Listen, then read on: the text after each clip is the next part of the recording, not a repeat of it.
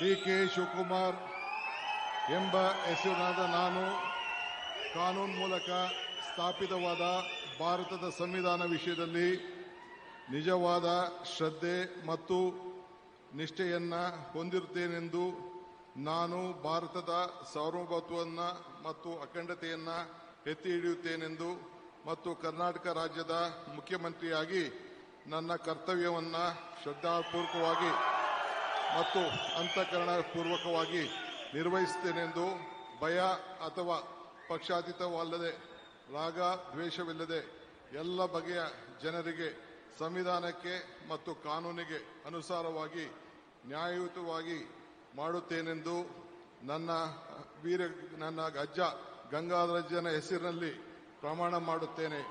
ಶ್ರದ್ಧಾಪೂರ್ವಕವಾಗಿ ಪ್ರತಿಜ್ಞೆಯನ್ನ ಮಾಡುತ್ತೇನೆ. ಮಾನ್ಯ ಮುಖ್ಯಮಂತ್ರಿಗಳು ಈಗ ಪ್ರಮಾಣ ವಚನಕ್ಕೆ ಸಹಿ ಮಾಡಲಿದ್ದಾರೆ.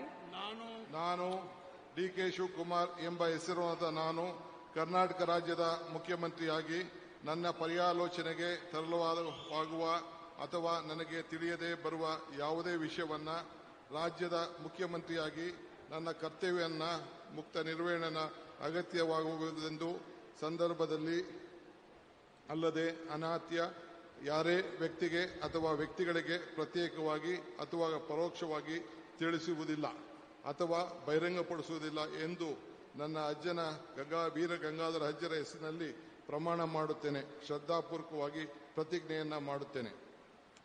ಧನ್ಯವಾದಗಳು ಸರ್.